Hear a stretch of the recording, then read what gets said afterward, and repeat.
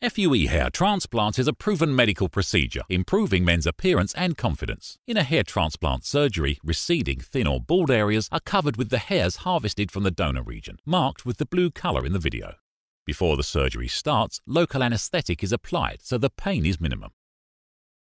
The surgery has 3 phases. First phase, also called the harvesting phase.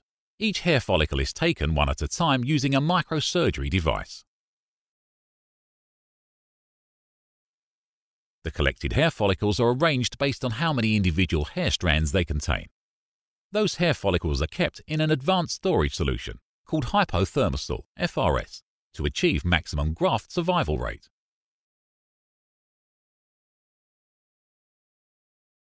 After we've finished harvesting the necessary amount of hair graft from the donor region, we then proceed with the second phase, which is also called opening channels.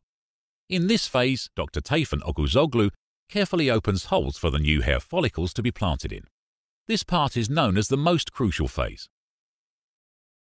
Third phase, hair follicles are implanted to the open channels on the recipient zone, one by one. With 20+ years of experience, Dr. Tayfun is known by his natural-looking hairlines and dense implantations. After hair implantation is finished, we spray our patients' heads with ATP-V solution, which provides nutrient-buffered environment for cells experiencing environmental stress. ATP signaling results in increased inflammatory response that can lead to a greater cell proliferation as well. If done by an experienced doctor using correct equipment and advanced medical solutions, FUE hair transplant is proven to improve men's appearance and confidence.